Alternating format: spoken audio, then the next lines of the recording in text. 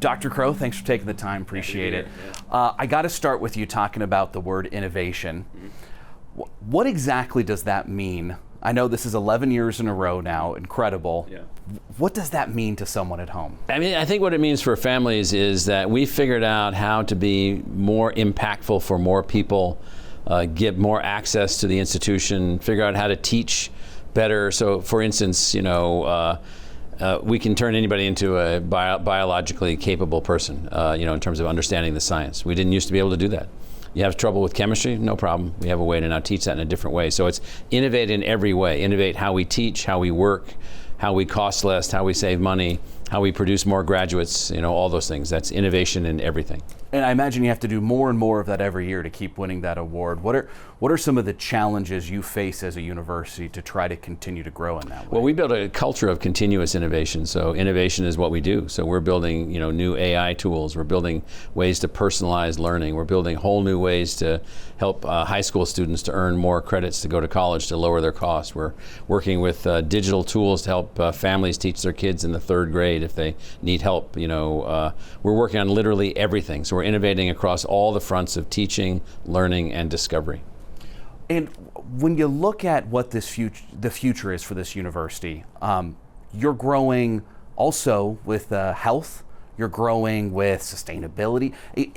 Can it just be one thing you focus on, or do you have to do everything? Well, we call ourselves a comprehensive public research university. So comprehensive that means all of the areas of knowledge and teaching that are essential to the future. So whatever those are, that's what we do. If they're not essential to the future, buggy whips, wagon wheels, we don't focus on those things. So there's lots of things that are discarded, old ways that they taught math or old ways that they taught communications. So anything that's essential to the future, that's what we do. You've been doing this for a long time at ASU now. When you first started, this university looked a lot different. Right. Did you see it looking like this by the year 2025, or are you a little surprised by how it's grown? I am very happy that we've been able to make the kinds of achievements that we've been able to make from a research perspective, from a teaching and learning perspective, but most importantly, Arizona has grown this unique institution, Arizona State University, which is a whole new way of a public university model. It's a whole new model where we can admit every kid that's qualified. We can help you to get qualified if you're not qualified. We graduate, almost everyone now. We teach across hundreds of subjects, and we do all of that with a de minimis public investment. And so we're able to figure out how to make these things work. You could only do this in Arizona. I want to talk to you about athletics and its role when you talk about the larger scheme of the academic part of this university. I'm an alum. People rarely ask me about where I went to school or fun facts when I meet people across the country. Everyone now is asking me about ASU because of the football team and the success they've seen. How important is it to have athletic success for the academic success? Well, I mean, what it really is, it's success about how competitive are you as a university. So let's take the University of Michigan or the University of Southern California or even Stanford or Ohio State. Those are all unbelievably successful universities with unbelievably successful athletic programs, meaning that those institutions can compete at everything they do at the highest level. We're a university also competing in everything that we do at the highest level. And so all the great large-scale public universities in the United States have great athletic programs. And so we have great athletic programs that we're trying to make signature programs, and we're moving down that signature path as we speak. And so it's very important in expressing human competitiveness, expressing the spirit of competition. So universities are supposed to be mind, body, and spirit. And we've worked on all of those. How do we build the development of the human mind, the development of the body, and the development of the spiritual person themselves? And so we've worked on all of those fronts.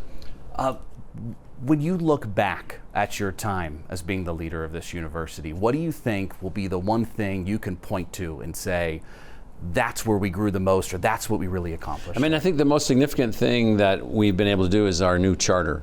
Our charter that's been in place, that we measure our success based on who we include versus who we exclude. What that means is we're not going to say we had 20,000 applicants and we admitted 100 people, therefore we're a good university. That's silly. We're a great university because of who we include, which is qualified students who get in on their own merit, and then how they succeed.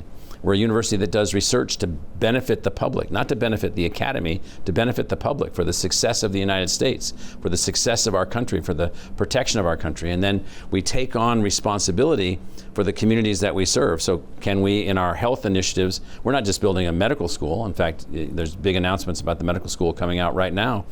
You know, we're building a medical school that's going to produce medical engineers. They're both a physician and an engineer, and they're AI enhanced. What could those people do that previous graduates of other medical schools can't do? And so what we're looking at is how can we be of the greatest impact possible, and that's about our charter. That's the biggest achievement. And I'm so happy you brought up AI. Talking microchips, we got TSMC in the Valley now, we got Intel, we got so much microchip production going on. Is this a place where ASU can show the Valley that they are more than just the university in Tempe with campuses scattered around? Well, TSMC has already said to us that they wouldn't be here without ASU. So you know, we're a large research institution that they're working with. I was just at TSMC headquarters in Taiwan just 2 weeks ago. We're producing about 30% of the people that they're hiring. But more important than that, I mean, we have to be careful in Phoenix to make certain that we don't just develop into a manufacturing center. That's not TSMC's goal or Intel's goal or the others that happen to be here. We need to be the place where people, new technologies, new ideas, new ways to use the technology, new things that come out of the technologies are all in Phoenix. So we become a comprehensive technology developer, not just a manufacturing city. ASU is the central hub of that wheel to make these things happen, and so we're very excited about where all of this is headed. We won one of the military's semiconductor laboratories. We won the new laboratory for advanced packaging materials. We won a major project that we announced last week with Applied Materials, developing new advanced microelectronics manufacturing equipment from a research perspective. We built an incubator at the ASU Research Park in South Tempe. All these things are going on at the same time. And I love that. Those are things people just don't know. Right. It's just not known out there that all of these things go on behind the scenes, and this affects every aspect of our life, I imagine. Absolutely, and so the technologies that we're connected to, I mean, we're really an institution that the reason that people don't pay as much attention to us is that we're really focused on the future college graduate, the future technology, the future systems, the future way to attack cancer, the future way to build President Trump's Golden Dome. You want to shoot down the enemy's missiles?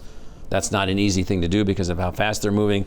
Our people in software, technology, ways of solving problems, ways to conceptualize numbers, ways to launch vehicles, ways to speed up explosives. You know, we're working on all of those things. Those are things out in the future, and people don't really get a sense of that. When they look at the university, they know somebody that went to the university, they took some classes at the university like you, they graduated from the university, but they graduated on one of 800 degree tracks. So they don't really understand the scale or the impact of the institution. You're so passionate about ASU, obviously, and your job. How long do you plan to keep doing this?